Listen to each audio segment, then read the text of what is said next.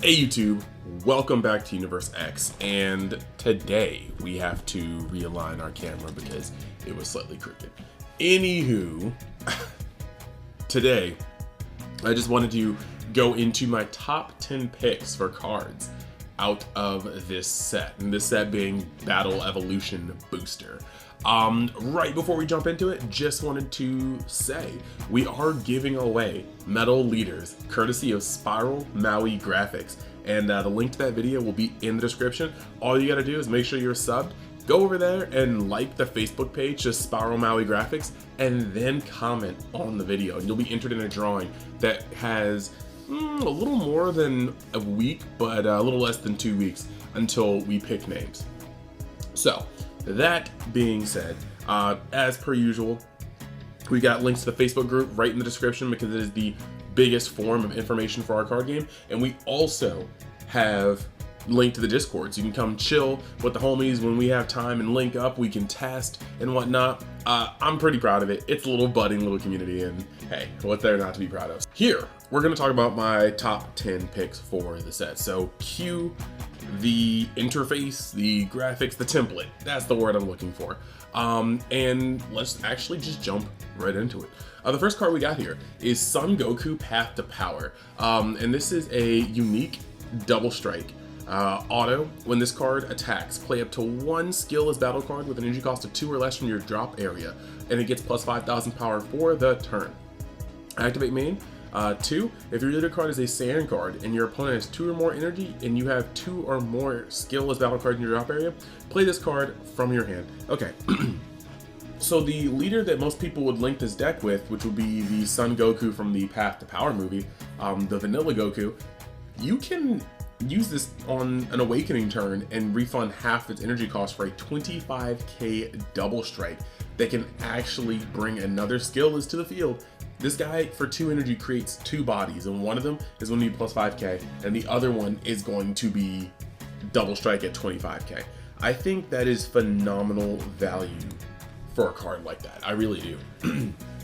And basically another cool thing about this, actually, it's so simple and straightforward. There's nothing intricate about it. It's just a very solid card. Double strike, 25k for 2 energy. And on top of that, it creates another body that can go sideways. Yeah, that's actually really crazy. I mean, you could have a clear board, and playing this card for 2 energy makes it your leader swing, the vanilla brought out, and then this card. And that could be 4 damage if all of them get through. So, can't really stress this enough. I think this is a really good card. Really good support for the archetypes for. The next card, Trio de Dangers Fierce Trinity. Now this is a DZ, right? Talked about it before. Energy exhaust, deflect, and double strike. Permanent, your opponent can activate counter skills in response to this card attacking a unison card or battle card. Auto, when this card removes a marker from an opponent's unison card by attacking, choose up to one of your opponent's unison cards and negate its skills until the end of your opponent's turn. Lastly, activate main. Blue-yellow, if your opponent has 2 or more energy and you have a total of 2 or more blue and or yellow battle cards in play, play this card from your hand. Okay, so this is good because I've kind of had a gripe for a little bit. I don't like it when I get every color having its color identity, but I don't necessarily like it when only certain colors can do certain very crucial things. Like red having more crit than any other color. That would be color identity, you know? Green having more hand destruction, okay? Blue having more untap, okay? But being able to attack unisons being almost strictly in green, like green has the best effects for just destroying unisons. I don't like that because every color can use unisons, and every time a unison heavy deck comes up, or whether unison is just way more important than necessary, yeah, you kind of have to do a huge workaround outside of green, whereas green just kind of assaults them for free. So I think cards like this are pretty cool. I mean, yes, it's limited to certain decks, but man, this guy actually can tear through unisons and just make them bricks next turn. And the cool thing about this is it doesn't necessarily lock you out of the play, it just makes it a lot harder. You use this and swing on unison, they can't counter, it does damage, and you negate its turn. Your opponent can still re-hard cast a unison and then use its effect. It's just that you will not be able to, you know, just ramp up with it, so it's a slow death. I definitely think this card is awesome, and because of its dual colored and where it is, it may not be used the most, but I still do think it's a very, very, very nice card, and I would like to pick up just a set of it for the future.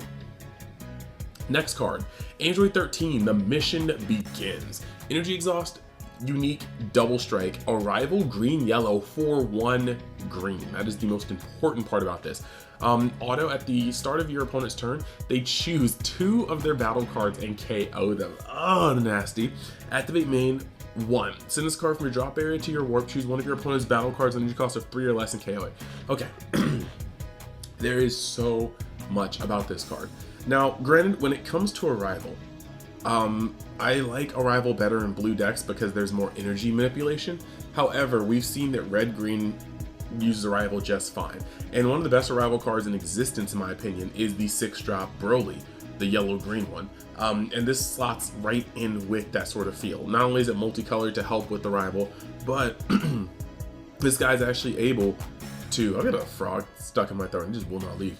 This guy is actually able to come through and just do his thing. Like, it's 1 green is a great cost for arrival. This guy is 20k. He can come out fairly early applying the pressure.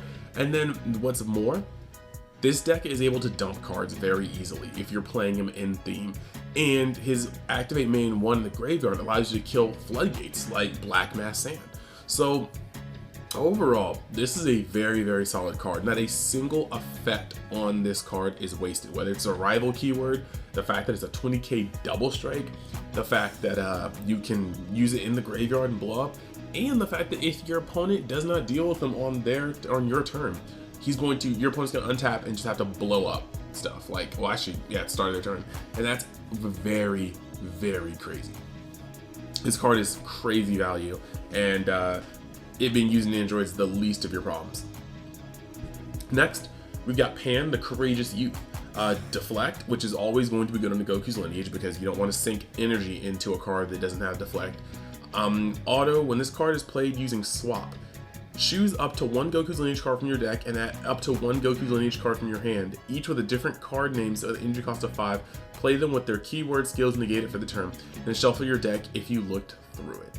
Auto 1, when this card is using a combo from your hand with a heroine card in your leader area or battle area, this card gains plus 5,000 power and double strike for the battle. So, there's that card. Already talked about this.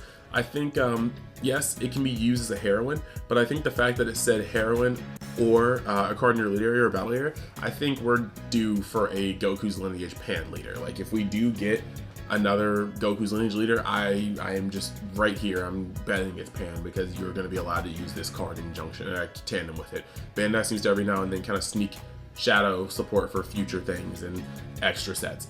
So I'll mark it here. But Cat, why are you like this? But yeah, the cool thing here is that you're able to set up 2 lines with this, and that is worth more than you can know, because when you are, or maybe you know, when you're going up slot chains, your swap chain being blown up is the most devastating thing because you have to restart it. And leaders like Broly, they kind of help, you know. Red Broly BR, you can reset at least somewhere along that line. But this is going to take your 1 line and just break it apart into 2 things that they have to deal with. And if they both have barrier, then your opponent is forced to, as long as you don't give them any room to kill on your turn, your opponent's going to be forced to let them stay on the board for the next turn, and they'll start going off. So pretty cool. Next card, Sorrel Hop, Friends of Universe 9. Energy exhaust blocker, permanent if you have a Universe 9 card in play. Negate this card's energy exhaust skill in all areas, and then if this card activates a blocker skill, your opponent may choose 1 of their cards and switch it to rest mode. If they don't, draw 1 card. Okay, it's got a Punisher effect. They can either give you a card or they can put something in tapped. Punisher effects are kind of weird because very rarely are they actually good. Your opponent always just chooses the best option for themselves at the time. Every now and then, a Punisher effect is very, very good, such as things like Offering on Heartfelt Plea. Your opponent takes a life or you draw 2 cards. Neither of those are good for anybody in a deck where you're swimming with 30Ks.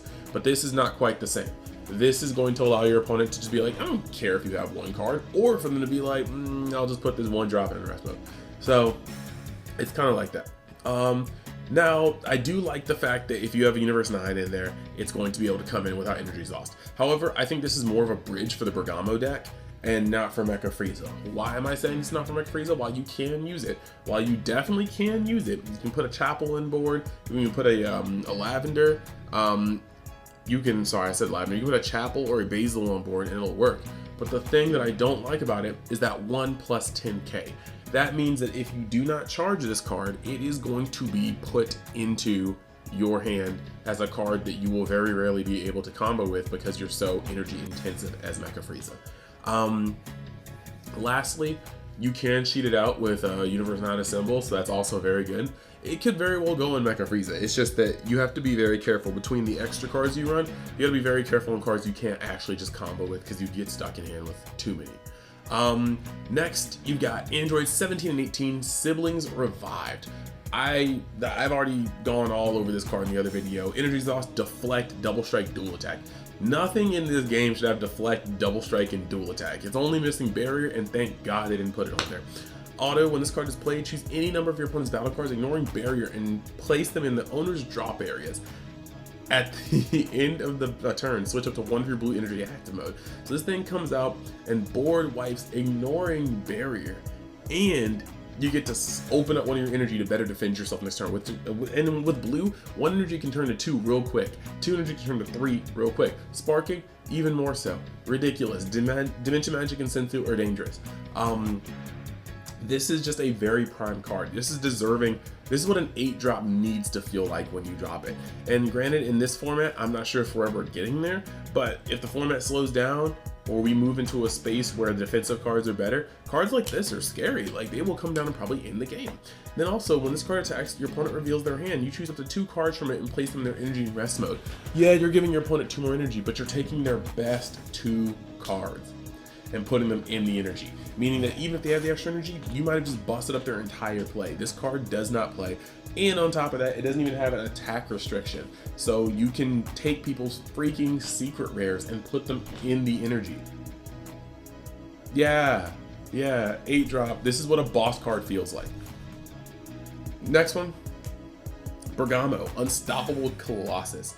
Permanent, if your leader card is blue during the turn, this card gains plus 2,000 power for each card in your energy and your opponent's energy. When this card is played, draw 1 card. Okay, this guy may seem underwhelming. You play him on turn 1 when you have an energy, he's a 6k. You play him on turn 2 when you have 2 and your opponent has 1, he's a 10k. However, what I'm looking at this for is mid to late game, 4 to 5 energy. You have 5 energy, and this is the point where blue is able to take control of the game.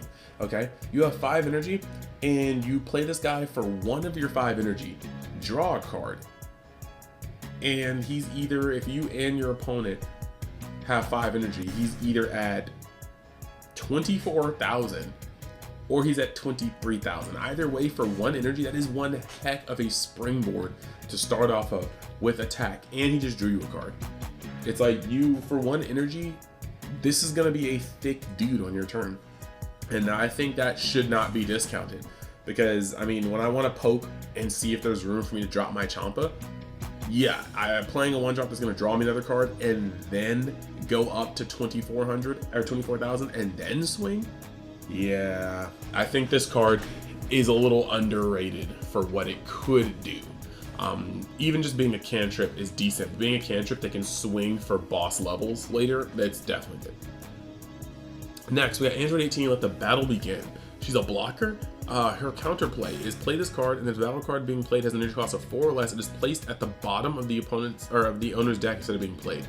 Permanent, if your leader card is an Android card or a Heroine card, and you have a Unison card in play with a specified cost of 2 or more, and it's your opponent's turn, reduce the energy cost of this card in your hand by 3. Now, I'm gonna make another video soon as we get some details about set 13.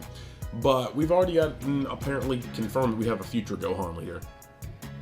Since there are so many blue and green Android cards and a lot of them are blue this set, it would not surprise me if in the set 13 we have future Gohan as the blue hero, and we have maybe Android 17 and 18, another leader for them, in the blue cards. That way you can still use the blue cards for them, and you can use cards like this in the future set, making people want to get more battle evolution. Again, don't at me. I just feel like I'm starting to get pretty good at this, and hopefully I don't eat crow when 3 months from now you guys find out I'm wrong. But I like this card a lot because Unisons are the way. You have a Zeno in play and you're running an Android leader, and this is a 1-cost counter, and this 1-cost counter can counter cards from the Broly deck, like Broly BR. This can counter Trunks' Heroic Prospects. This can counter like so many things that are good in the meta. Yeah, it's not even close. This is a very, very, very good card. And while it's really restricted, I think it's good because the card's balling. Next card, Cyberman Infinite Assault. Now, I don't necessarily think this card's great. You can include as many copies of this card in a deck as you like, and when this card is KO, choose up to one of your opponent's battle cards with 10,000 power or less and KO it. I don't think this card's broken. I just am very happy that they're starting to realize that just being able to play as many of an archetype as you can, or a card as you can, is not enough. This isn't Meta Cooler. You can play a bunch of Meta Coolers, don't mean it does anything. So I like the fact that they're finally no longer afraid to put effects on things like this and actually work to do things like this. This makes me hopeful. We may one day get a Meta Cooler reboot, where they make a new Meta Cooler card that you can run infinite copies of that actually has an effect, you know, something that makes you feel a little safer. I think this is actually a really, really cool step in the right direction, and it shows like some design space is changing. Now, last card on the list, we got Rosie Blast Manipulator. If your leader card is green or a heroine card, you may play this card from your hand, or when you play this card from your hand, your opponent chooses 2 cards in their hand, discards them, then this card gains triple strike for the turn, or triple attack, and then it's got deflect. Okay, what I'm saying about this card is not bad in the mid game, especially if you can awaken that turn to untap. This card is not bad in the mid game. Your opponent has 8 cards, they discard 2 of them. That's tight. This card is not bad in the late game, you know, like just think about the times you're facing Dark Broly. 15k strikes are the worst because no matter what, we're still getting rid of 1 card in hand. So you play this card, take our 7 card hand, 8, 9 card hand at the point you play this into a, you know, 2 card less hand, and then start swinging with Rosie to just reduce our hand even further. This is a very, very, very interesting card, and it threatens a lot. And some decks will be backbroken trying to, you know, not have this destroy. Either way though, Rosie is an excellent card. So those are my top 10 picks. Let me know in the comments what you think of them, how you feel about it. I am excited to see your feedback, and I'm gonna try to get my Rogue series out tomorrow. I've got a special guest that'll be on the channel. However, if I don't get the Rogue series out tomorrow, it'll probably be out Saturday. And tomorrow instead, I will have my leader picks for Battle Evolution. We'll see which is happening. We're kind of on a little variable schedule. Point being, thank you guys for watching. I hope you guys enjoyed the video. Thank you for the support. Remember to go down in the description and find the video for the Metal Leader giveaway. And I will see you the next time you decide to join UniXDBS.